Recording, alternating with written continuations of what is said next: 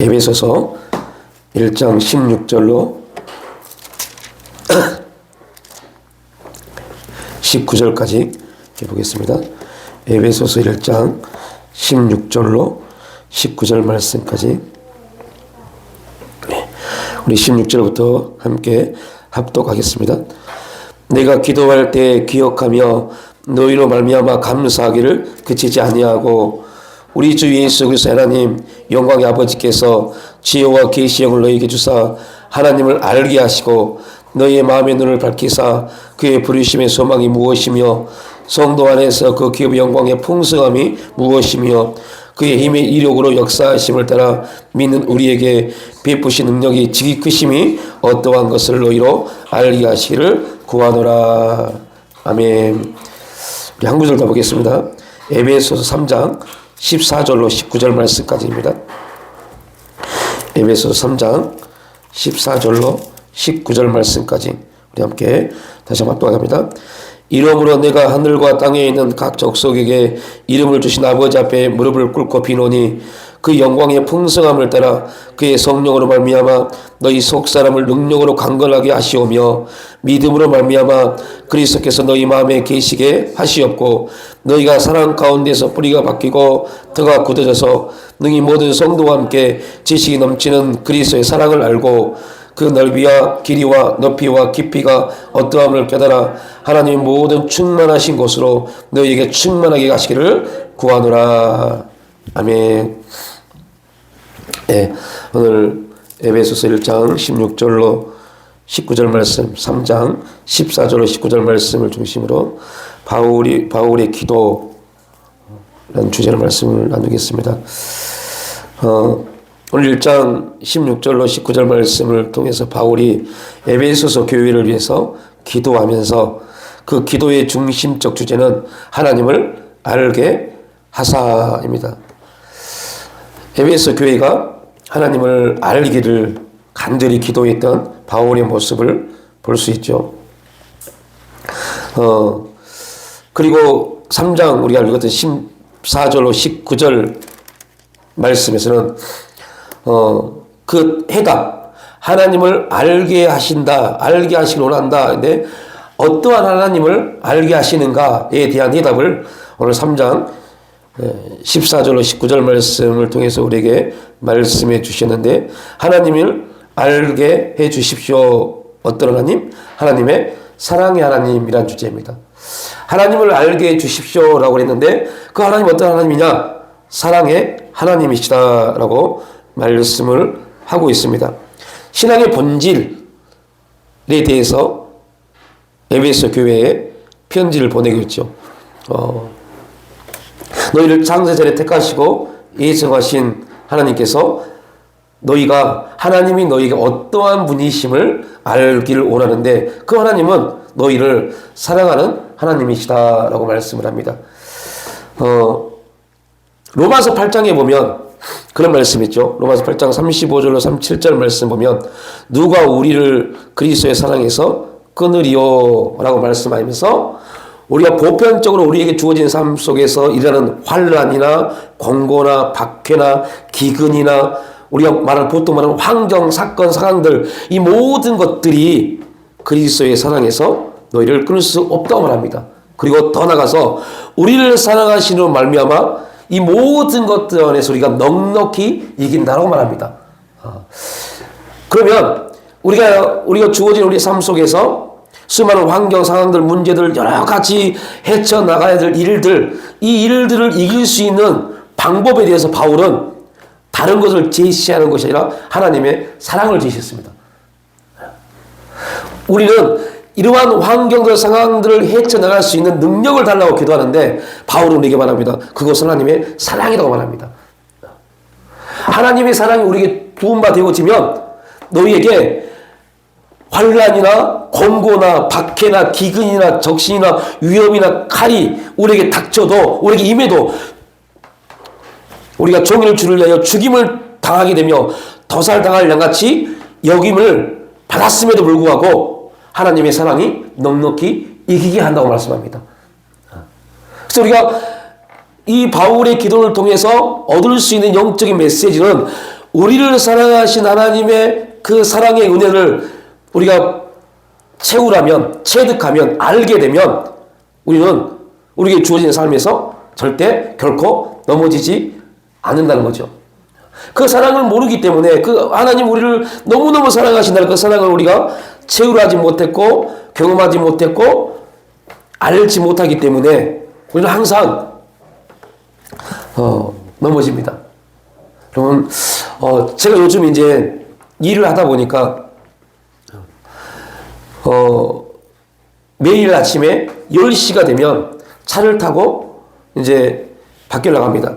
그러면 거기에서 그 운전을 하시는 분이 꼭 라디오를 틀어놔요. 라디오를 틀면 그 시간에 꼭 여성시대라는 프로를 합니다. 여성시대라는 프로를 하는데요. 거기에 수많은 사연들이 와요. 안 들으려고 해도 들을 수밖에 없어요. 근데 그 사연을 보면 그 대부분이 무슨 문제냐? 부모와의 자녀 간의 문제, 부부의 문제, 여러 가지 직장에서의 문제, 대인관계의 문제, 여러 가지 물질의 문제들을 그런 문제들에 대해서 상담을 해옵니다. 그러면 거기서 목사님이 나오시고 스님이 나오고 신부가 나와서 그거에 대해 상담을 해줘요.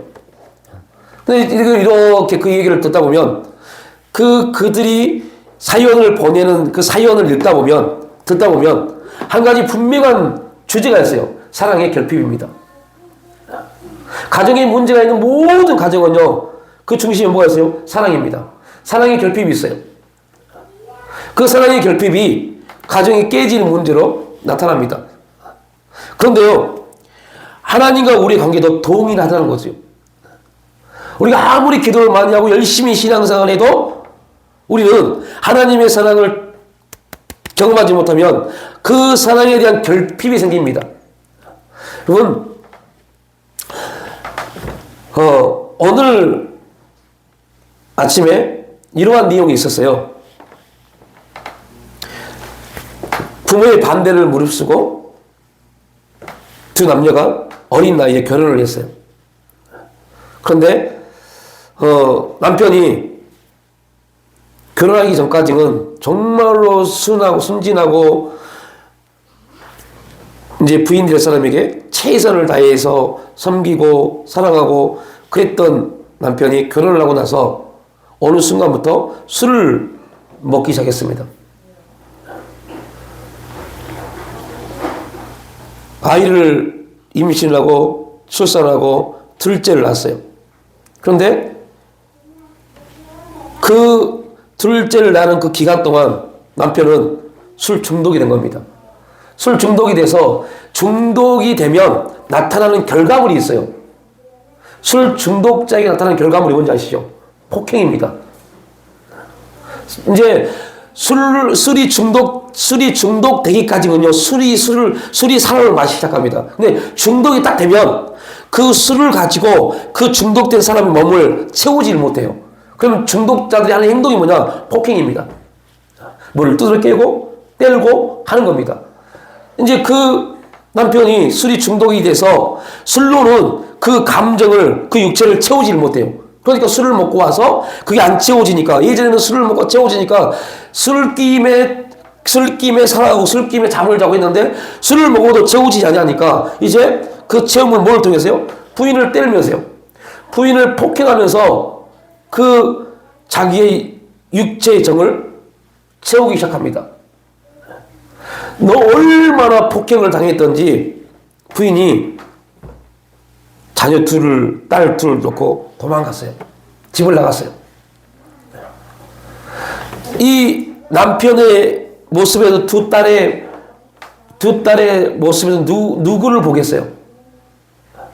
그 두 딸의 모습에서 도망간 엄마의 모습이 보여진 겁니다. 그러니까 이제 술을 먹고 누구를 폭행하기 시작해요? 두 딸을 폭행하기 시작합니다.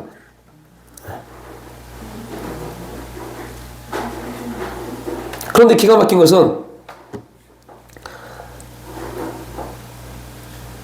큰딸이 중학생입니다.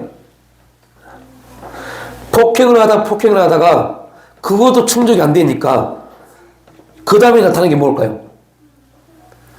우리의 상상을 초월합니다. 친아버지입니다. 계부가 아닙니다. 친아버지입니다. 그 친아버지가 그 친딸을 겁탈하기 시작했어요. 너무 충격적인 사실, 그 부분 때문에 그 큰딸아이가 막 정신적인 문제가 생기기 시작했어요.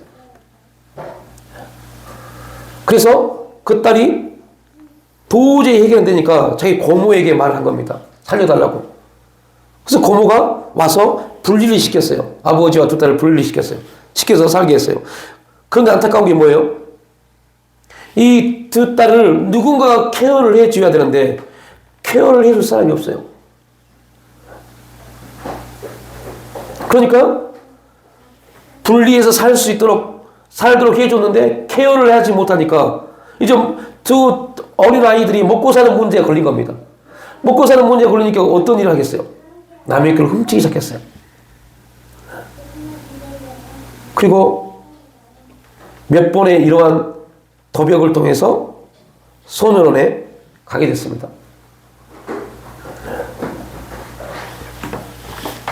1년 동안 소년원에서 살다가 이제 나오게 됐어요.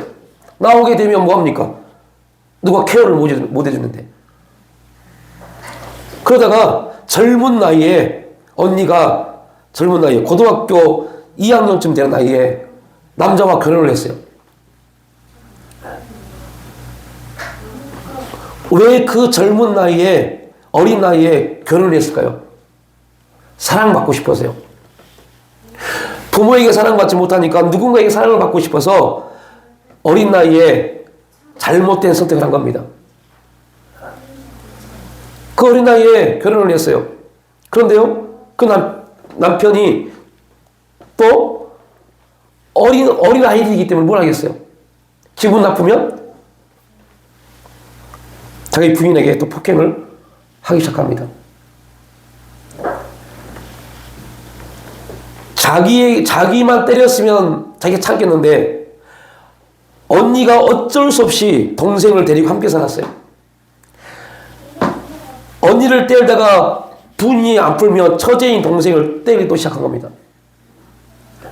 그럼에도 불구하고 도망가지 못해요. 왜요? 부모에게 버림받았죠. 누구 하나 자기들을 케어하지 못했죠. 그런데 남편에게 도망을 가면 인생이 더 이상 끝날 것 같아서 자기가 맞고 여동생이 맞음에도 불구하고 도망을 못 간 겁니다. 온통 몸에 멍이 들어서 그럼에도 불구하고 남편이 욕을 하니까 이제 시장을 가서 음식을 사러 갔다가 이건 하나님의 은혜겠죠. 거기에서 어떤 사람을 만나게 돼요. 그리고 얼굴을 보니까 말이 아닙니다. 그리고 바로 그분이 그 자매를 병원으로 데려가요. 온 몸이 멍입니다. 그런데 막 벌벌 떨어요. 시간을 계속 보고. 왜 그럴까요? 늦게 가면 누가 또 고통받으니까요. 동생이요. 그래서 빨리 보내달라고 그래요. 근데 병원 의사가 보내줄 수 없다라고 말합니다. 그리고 경찰이 왔어요. 그리고 경찰이 그 자매를 데리고 집에를 갔는데 아니나 다를까 여동생이 남편에게 맞고 있는 겁니다. 이유는 딱 가집니다. 너희 언니 왜 안 와? 도망간 거 아니야?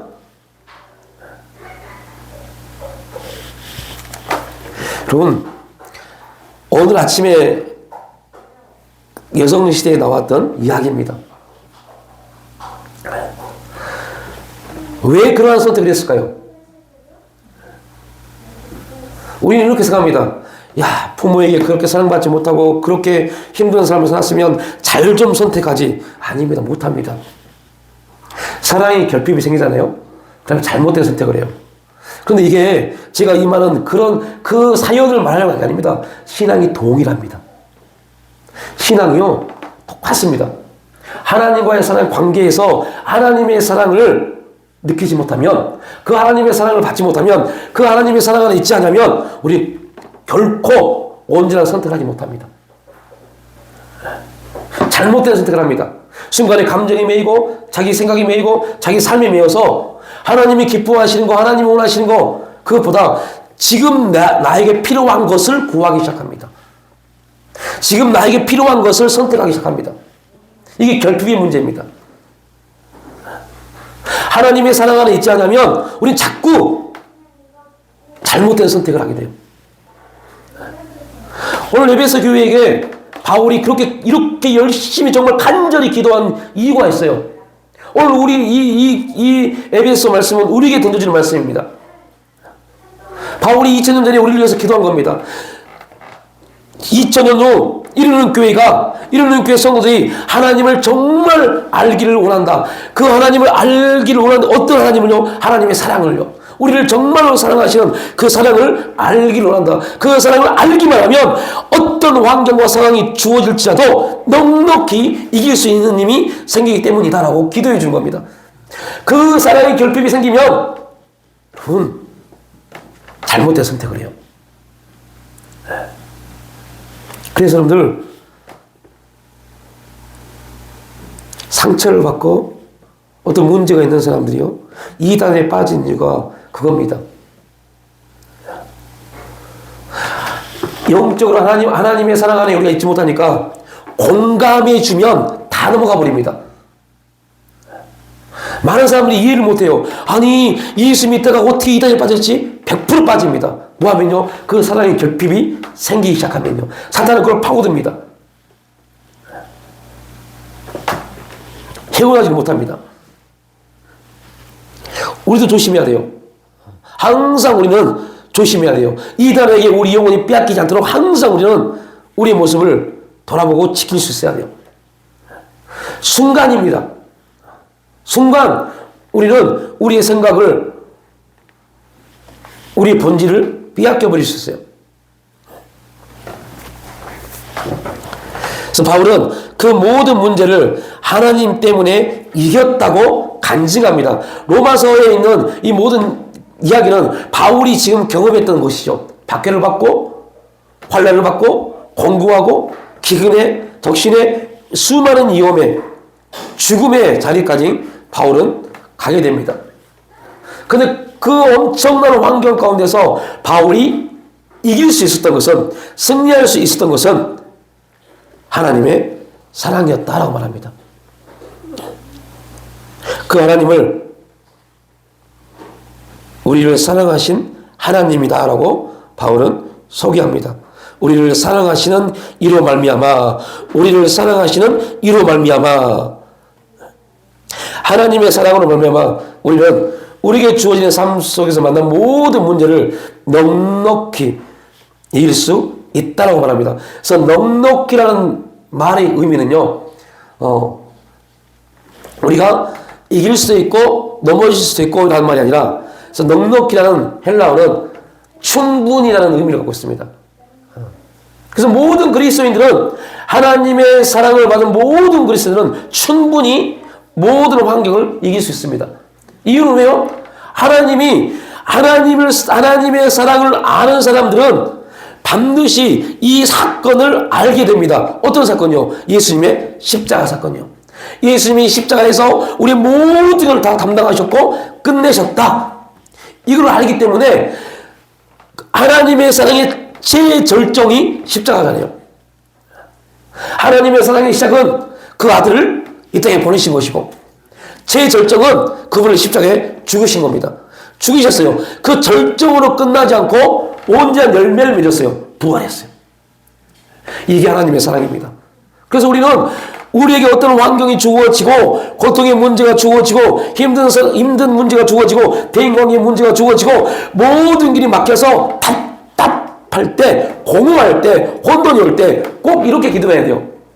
하나님, 예수님의 십자가를 통해서 다 이루셨던 절정의 하나님의 역사를 나타내셨던 그 사랑을 주셨던 하나님께서 그 모든 것을 땅에 묻으시고 생명만 부활시켜 주셔서 오늘 그 생명의 역사로 우리를 살려주심을 감사합니다. 그게 우리의 승리의 비결입니다. 그게 하나님의 사랑입니다. 우리를 살리시려고, 우리를 영원히 하나님의 자녀되게 하시고, 넘어지지 않고 쓰러지지 않고 계속적으로 믿음의 발걸음을 내디딜 수 있도록 우리에게 그 길을 내시기 위해서 당신의 아들을 이 땅에 보내셨고,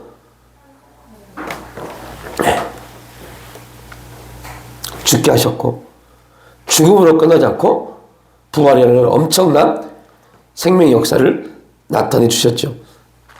우리가 삶의 문제들을 넉넉히 이기지 못하고 있다면, 환경이나 상황 때문에 인해서 고통나고 그것 때문에 넘어지고 그것으로 인해서 낙심하고 있다면, 우리는 하나님의 사랑에 대해서 알지 못하기 때문에 그렇습니다. 우리는 그걸 돌아봐야 돼요. 하나님의 사랑. 내가 하나님의 사랑을 지금 알지 못하고 있구나. 사랑의 결핍 가운데 있구나. 하나님의 사랑을 어휘하는 사람은 넉넉히 이기는 삶을 사는 것이 아니라 간신히 버티는 삶을 삽니다. 여러분들, 넉넉히 이기는 사람과 간신히 버티는 사람의 차이가 뭘까요? 이 사람들에게는 뭐가 있어요? 감사와 기쁨이 있습니다. 이 사람들에게는요, 감사가 없어요. 버티는 사람들은 결국은 자기로 돌아옵니다. 이게 문제입니다. 그래서 우리는 버티는 게 아닙니다. 이기는 거죠. 우리는 버티는 게 아닙니다. 인내하는 겁니다. 완전히 다릅니다. 버티는 것은 우리가 우리의 노력과 힘으로 이겨보려고 하고 그래서 참아보려고 하는 겁니다. 그러나 인내는요, 하나님이 주신 열매입니다. 성령의 열매로 가는 겁니다. 그냥 믿음으로. 완전히 다른 겁니다. 그래서 성령의 열매이기 때문에 그 인내에는 반드시 뭐가 다른다고요? 감사가 다릅니다. 그래서 우리가 이런 모습 우리를 분별해 봐야 돼요. 우리가 어떠한 상황 가운데 있을 때 그 삶 속에서 감사가 있다면 우리는 지금 성령의 열매를 맺고 있는 겁니다. 그런데 감사가 있지 않고 혹 불평을 하지 않더라도, 우리 입술을 열어서 불평을 하지 않고 불만을 토로하지 않을지라도 감사가 있지 않다면 그냥 내가 지금 우리가 버티고 있는 겁니다. 근데 거기는 왜 문제예요? 똑같이 신앙생활 하지만 열매가 없어서 문제입니다. 결국 우리의 신앙의 마지막은 뭘 통해서요? 열매를 통해서 결정되니까요. 그래서 우리 항상 질문해 봐야 돼요. 지금 넉넉히 이기고 가고 있는지, 간신히 버티며 가고 있는지. 어떻게 할 수 있다고요? 감사가 있느냐 없느냐의 문제입니다. 삶 속에서 감사가 있다면, 모든 문이 다 막혔고 답답하고 공허할지라도 감사가 있다면 지금 우리는 넉넉히 이기고 가고 있습니다. 환경과 상황은 그거에 대해서는 우리가 고민할 필요 없어요. 왜요? 이것은 하나님이 만드셔서 하나님의 뜻 안에서 하나님이 펼쳐나가실 일이기 때문에요. 그 환경이 바뀌었고 그 환경이 어떻게 됐고 이것은 우리의 관심사가 되면 안 돼요. 우리의 관심사는 그 환경과 상황 속에서 하나님을 바라보고 감사하고 있는지, 아니면 하나님이 바라보지 않고 그냥 내 힘으로, 내 노력으로, 내 열심으로 간신히 살아가고 있는지. 그 사람들의 차이는 감사가 있고 없고 있지만 또 하나는 뭐예요? 환경을 보는 겁니다. 왜 안 바뀌지? 왜 안 되지를 말하는 겁니다. 그러나 넉넉히 이기는 사람들은요, 되고 안 되고의 문제에 관심 갖지 않습니다. 저도 이전에 막 열심히 영성훈련하고 신앙생활을 열심히 기도할 때는요, 모든 중심이 그거였어요. 되느냐 안 되느냐 문제였어요. 하루에 100번씩 묻고 100번 감사하고 3시간 기도하고 한 달에 수많은 책을 읽고, 이러한 것들이, 이렇게 열심히 했던 모든 것들이 중심이 뭐냐? 된다야 라는 중심이었어요. 이렇게 하면 된다 라는 중심이었어요. 그런데 어느 순간 되니까 그렇게 해도 안 돼요. 오히려 묻고 또 물어도 아무런 응답이 없어요. 감사 계속해도 더 기가 막힌 것은 감사를 할 때마다, 감사를 고백할 때마다 내 안에서 더 큰 불평이 나와요. 그러나 그 불평을 말하진 않아요. 그 하나님 말씀합니다. 네가 계속 감사를 선포한들 네 안에 불평을 어떻게 할 것이냐. 이 문제가 너무너무 힘들었어요. 3시간 기도하고 5시간 기도하고 부르짖어 기도하고 목청이 터지라 기도해도 아무런 응답이 없어요. 환경이 바뀌지 않아요. 그대로 있어요. 도대체 그럼 어떻게 해야 되지? 더 많은 시간을 기도해야 되나? 더 많이 묻고 더 많이 해야 되나? 뭔가를 해야 되나? 그 관심, 그것이 나의 관심이었어요. 더 해야 되나? 더 해야 되나? 근데 하나님은 계속 말씀을 통해서 하신 말씀이었어요. 아니야. 뭐를 더 하는 게 아니야. 뭐를 더 하려고 하지 마. 근본적인 게 무엇인가에 대해서 물어보셨어요. 그 해답을 찾는 데까지 꽤 많은 시간이 걸렸어요. 근데 되게 쉬웠어요. 그 해답이 딱 발견되어지고 나서 너무너무 기가 막혀서 이게 뭐라고, 이것 때문에 내가 수개월을 이렇게 힘들었구나. 그때 깨달은 것을 지금 계속 여러분에게 말씀드린 겁니다. 환경 되고 안 되고 보지 마. 네가 지금 하고 있는 거 그거 내가 그 길로 너를 인도했고 너는 나를 믿음으로 그 일에 기도하고 나에게 묻고 해온 거에 대해서 감사하라. 환경이 바뀌고 안 바뀌고 이것은 너의 문제가 아니라 나의 일이지. 네가 그 문제를 가지고 고민하는 순간부터 나는 잠잠할 거야. 근데 지금 우리 수많은 그리스도인들, 아니 지금 이 자리에 저와 여러분들, 우리 모든 기도의 목적이 뭡니까? 바뀌어지는 거예요.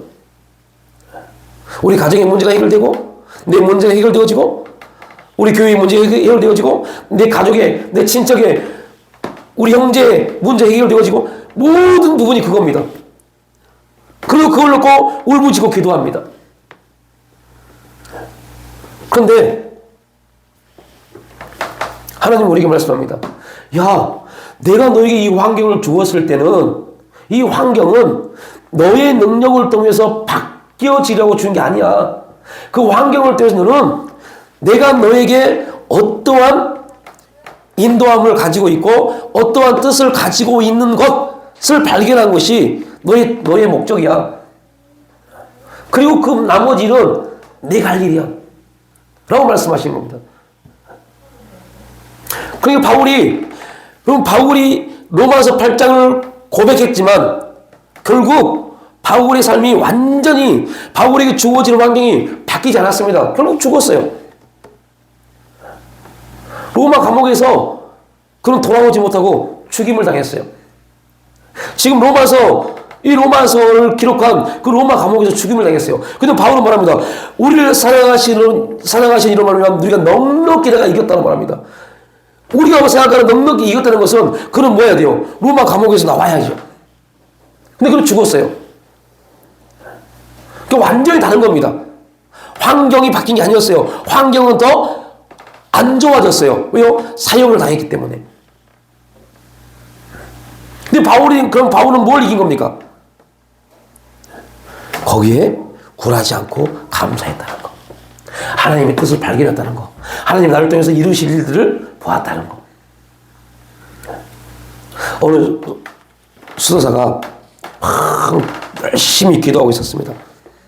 그런데 갑자기 주님이 그런 마음을 주세요. 야, 로마로 가라. 왜 가야 되는지 모르는데 하나님이 말씀하시기에 모든 걸 적고 로마로 갑니다.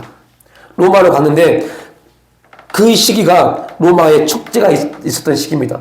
로마의 축제는 마지막 날, 혹시 여러분들 그런 영화 보셨죠? 원형 경기장에서 검투사가 두 사람이 싸워서 서로 죽이는 것. 이게 축제의 마지막 날 있는 일입니다. 수많은 사람이 원형 경기장에 들어갑니다. 그 수도사도 그 원형 경기장에 들어갔어요. 근데 갑자기 주님이 마음에 이런 감동을 주십니다. 예수 이름으로 멈춰라. 예수 이름을 명하니 멈춰라. 라는 그 말씀을 주십니다. 그래서 검투사들이 싸움을 하기 직전에 그 말씀을 선포합니다. 그 말씀을 선포하니까 사는 수많은 사람들이 이것도 하나의 쇼구나. 라고 생각하고 더 박수를 칩니다. 그러니까 안 되겠다 해서 그 수사가 경기장 안에 들어가서 검투사 앞에서 예수 이름으로 명하니 멈춰라. 싸움은 멈춰라. 라고 명령합니다. 그때 검투사가 그 하나님의 사람을 칼로 죽여버립니다. 그리고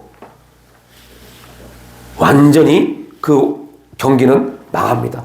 황제가 분노하면서 떠나버립니다. 이게 AD 391년에 있었던 일입니다. 실제 있었던 일입니다.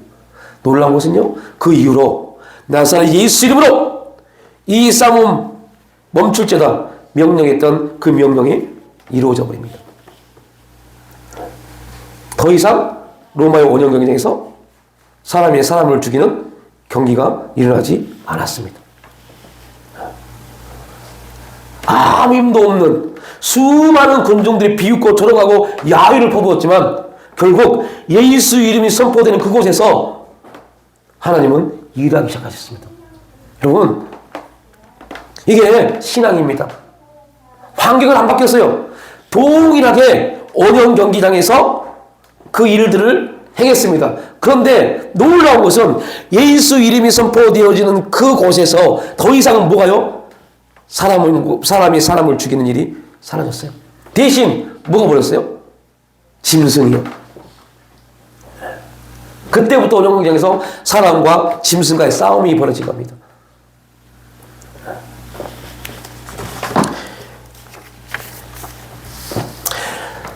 넉넉히 이기고 살아가는지 아니면 간신히 버티면서 살아가고 있는지, 이 질문의 답은 환경이나 조건에 있지 않습니다. 이 질문의 답은 하나님의 사랑에 대한 우리의 인식, 이해적 수준에 있습니다. 그래서 마귀는 우리가 하나님의 사랑에 대해 무지하고 오해하고 애곡하기를 원합니다. 이게 욥기서잖아요. 욥기서를 쭉 읽어보십시오. 세 친구와 욥의 모든 변론은 어디에서 나온 거예요? 무지함에서요. 하나님에 대한 무지와 하나님에 대한 오해가 그들의 변론이었어요. 결국 엘리후가 나와서, 야, 내가 너희들 말을 들어보니 너희들이 하나님을 오해하고 있구나 라고 말하잖아요.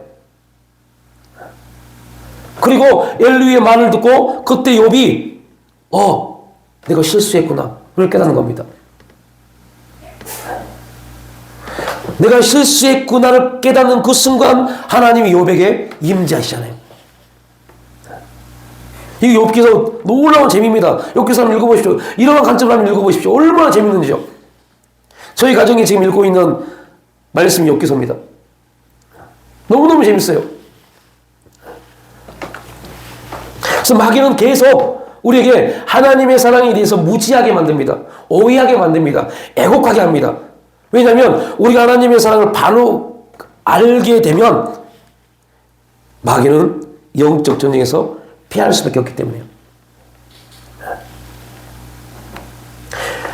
여러분, 특히 한국교회 성도들 중에 이러한 분들이 꽤 많았습니다.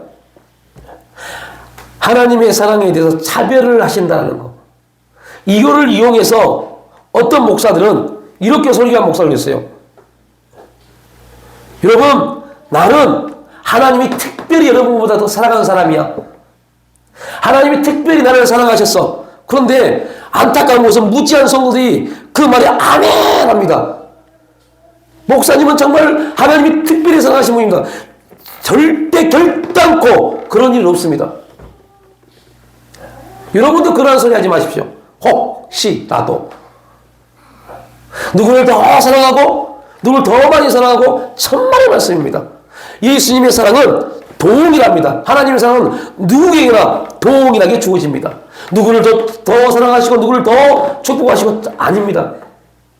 이거는 어디에서 나온 거라고요? 무지하면서요. 하나님의 사랑에 대한 무지함에 나온 겁니다. 그거를 이용한 목사도 무지한 겁니다. 더 사랑해서 더 많은 걸 받았고? 아닙니다.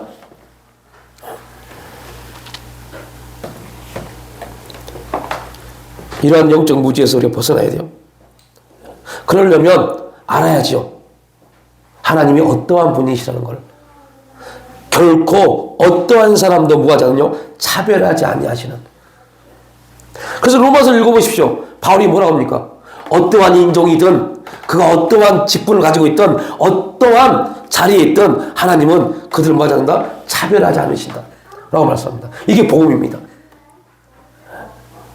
예수님의 십자가 사건을 어떤 사람은 더 많이 갖고 어떤 사람은 더 조금 갖고 아닙니다. 동일합니다. 그래서 우리를 차별하지 않으신 하나님의 사랑을 바로 이해한다면 교만할 필요도 없어요. 여러분, 저는 여러분보다 더 많은 사랑을 받았습니다. 이거 말 같지도 않은 소리 하지 말아요. 교만할 필요도 없어요. 교만할 겁먹지도 없어요. 하나님의 사랑이 우리가 주어진 받은 거지 내가 뭐가 잘나서 주어진 게 아니기 때문에요. 근데 이러한 영적으로 무지한 사람들이 꼭 하는 말이 있어요. 나는 더 사랑을 받았어. 나는 더 많이 주셨어. 라는 말을 되게 많이 합니다. 그때 우리의 귀를 닫으셔야 돼요. 아우, 교만한 사람. 하나님의 사랑을 모르는구나. 또 하나, 무엇도 가지 말아야 돼요? 열등의식이요. 사탄이 가장 좋아하는 먹이가 뭔지 아세요? 열등의식이요. 기독교인들에게 열등의식을 심어줍니다. 그래서 열등의식이 들어오면 제일 먼저 고백되는 게 뭔지 아세요? 하나님이 나를 사랑하지 않는 것인가 또 라고 말합니다. 이게 얼마나 무서운 말인지도 모르면서 말합니다. 이것은 하나님을 지금 완전히 땅바닥에 떨어뜨리는 그런 고백입니다. 하나님은 나를 저 사람보다 덜 사랑하시는 것 같도 아닙니다. 사탄의 공격입니다. 우리를 얼마나 사랑하셨으면 우리가 고백했잖아요. 우리 때문에, 나 때문에 그분이 십자가에 죽으셨다고요. 어느 분이, 부인 되시는 분이 5년 전에 유방암에 걸리셔서 간신히, 그분의 표현입니다. 간신히 치료하고 해서 병원에서 완치 판정을 받았대요. 5년 동안 더 이상 암이 전이가 되지 않고 커지지 않고 있어 완치 판정을 받았대요. 여러분, 암은 완치 판정이 암이 다 사라진 게 아닙니다. 남아있는 겁니다. 그런데 더 이상 암이 운동하지 않는 것, 활발하게 운동하지 않는 것, 그걸 완치 판정이라고 해요. 그래서 거기서 이분이 안심을 해버린 겁니다. 몸을 관리해야 되는데 안심을 해버렸어요. 병원에서 완치 판정을 받아도 1년에 2번씩 꼭 조직검사를 해야 돼요. 근데 안 해버린 겁니다. 2, 3년이 지나고 어느 날 배가 부풀러 오르고 배가 막 아프기, 고통스럽게 아프기 시작했어요. 병원에 가봤더니 2년 동안 그 암이 어디로요? 췌장으로 들어가 버린 겁니다. 췌장은 보통 이렇게 말하잖아요. 그것도 틀린 말이지만 하나님의 창조인데요. 근데 의사도 말합니다. 췌장은 가장 멍청하다고. 언제까지 발견되지 않는다고요? 다 망가질 때까지 발견되지 않는 게 췌장이랍니다. 2년 동안 암이 췌장으로 들어가 췌장을 다 망가뜨려 버립니다. 췌장이 암이 발견되면 거의 말기라고 그래요. 그래서 췌장은 말기가 발견된 겁니다. 그러니까 그 남편분이 저에게, 목사님, 하나님이 이럴 수 있으십니까? 그때 2년 전에 완치 판정을 하지 말으셨어야지. 왜 그때 완치 판정을 내려놓고 이런 문제를 주십니까? 정말 목사님, 그 하나님이 정말 살아계시다면 이거 잘못된 겁니다. 라고 저한테 문자를 보내왔다고요.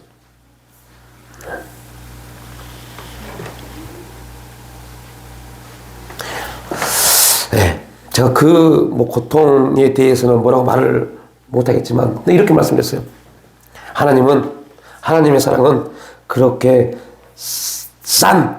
싼티난 그런 사랑이 아닙니다. 집사님, 2년 동안 뭐 하셨습니까? 그거 돌아보십시오. 그리고 하나님 앞에 합당하지 않았다면 회개하십시오. 그리고 왜 지금 암이 췌장으로 내려가서 췌장암 말기로 판정받았는지에 대해서 하나님께 물으십시오. 그러니까 이렇게 말씀하시더라고요. 그렇게 말할 수도 있다고 생각합니다. 그런데도 하면 안 돼요. 목사님은 그런 걸 모르니까 그러시죠. 라고요. 그래서 그랬어요. 아니요. 제가 췌장암에 걸려서 고통스러운 삶 가운데 있지는 못했지만 하나님의 사랑에 대해서는 얼마든지 말해줄 수 있습니다. 왜 하나님이 이 환경을 주셨는지 기도해 보세요. 요 며칠 전에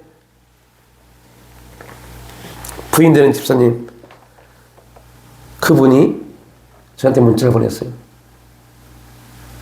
목사님, 저희 자녀들이 신앙이 회복됐어요.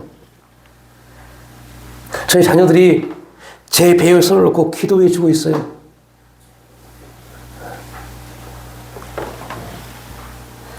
이게 하나님의 사랑입니다.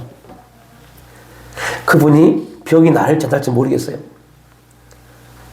그러나 두 자녀가 신앙이 회복됐어요. 이것보다 더 엄청난 사건이 어디 있습니까? 저는 3개월 전에 저희 아내가 했던 말을 잊어버리지 않습니다. 계속 그걸 놓고 새벽에 정말 울부짖고 기도합니다. 아는 사모님이 부모님이 돌아가셨을 때 구원을 받지 못했어요. 그 병원 중환자실 앞에서 울부짖으면서 하나님, 우리 부모님 구원받지 못했습니다. 우리 부모님 구원받지 못했습니다. 울부짖고 기도했다는 그 말을 들었어요. 우리 기도문에 있는 그 기도문엔 하나님 믿지 않는 부모님을 위해서 그 기도문을 읽으면서 그 기도문에 오면 이렇게 기도합니다. 하나님, 친천군 친천읍 정암 3차 201호 정암 2차 301호 서교석 조성래 예수 그리스도 관보혈로 그 집을 온전히 덮어주시고 하나님 구원해 주세요. 하나님 구원해 주세요. 하나님 구원받을 수 있는 사람을 만나게 해주세요. 하나님의 사랑을 알게 해 주옵소서.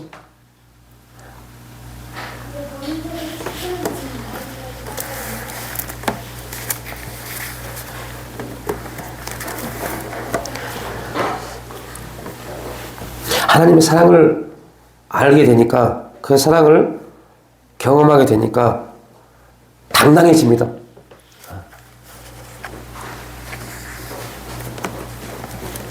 어디를 가도 누구를 만나든 당당합니다. 교회가 어떤 모습이고 제 모습이 어떤 모습이고 이 부분과 무관하게 그냥 당당합니다. 이유는 수천 명의 교회 목사든 몇 명의 교회 목사든 십자가의 사랑은 동일하기 때문에 그래서 당당합니다. 굴하지 않습니다. 그때 하나님은 하나님의 더 큰 역사를 나타내십니다. 더 큰 은혜를 부어주십니다. 지금 비록 우리가 내세울 것이 없다, 보여줄 게 없다, 뭔가를 해야 되는데 할 수 있는 능력이 없다, 이러한 생각들, 이러한 것들이 우리를 짓눌러 오고 이것 때문에 우리가 고민하고 갈등할 수 있습니다. 이것 때문에 우리가 힘들 수 있습니다. 그런데 바울이 로마서에서 말했던 것처럼 이러한 것들이 절대 우리를 하나님의 사랑에서 끊을 수 없습니다. 그 사랑을 붙잡고 있으면 그 사랑이 능력입니다. 그 사랑이 이 세상의 어떤 것과도 바꿀 수 없는 능력입니다. 기회가 되면 그 비디오 그 자료를 구해서 손양원 목사님의 그 영상을 좀 봤으면 좋겠어요.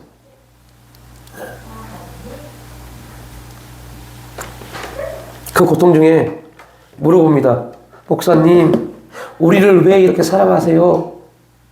저희 안 무서우세요? 라고 물어봅니다. 목사님이 그 한센병 환자들에게 이렇게 말해요. 당신들이 무서운 게 아니라 하나님의 사랑이, 내가 당신들을 무서워하고 두려워하면 하나님의 사랑이 떠나버릴까 봐 나는 당신들을 무서워할 수 없습니다. 라고. 하나님의 사랑이 떠나버릴까 봐. 결국 그 사랑이 부어주니까 오히려 그 한센병 환자들과 함께 밥을 먹고 뒹굴고 함께 같은 물에 손을 씻어도 아무렇지 않는 겁니다. 뭐가 이기니까요? 사랑. 부모가 그렇잖아요. 부모가 자녀가 아프면 안 돼. 세균요와 안 합니다. 끝까지 끌어안습니다. 심지어 이렇게 말합니다. 이 아픔이 네 아픔이면 좋겠다. 내가 대신 아팠으면 좋겠다. 라고 말합니다. 왜요? 사랑하니까요. 주님이 동일하십니다. 야, 너 힘들지? 어렵지? 너 너무너무 지금 죽고 싶을 정도로 답답하지? 그런데 걱정하지 마. 염려하지 마. 네가 그렇게 힘든 만큼 나도 힘들어. 그러나 네가 조금만 인내하고 내 사랑 안에 거하면 오히려 그것이 역전하는 은혜로 너에게 주어질 거야. 기다려라 말씀하십니다. 그 은혜가 우리 삶 가운데 있기를 주님의 이름으로 축복합니다. 우리 이 시간 3분 동안만 주여 그 사랑 가운데 거하기로 합니다. 그 사랑이 우리 가운데 부어지기로 합니다. 역사에 주옵소서. 기도하겠습니다.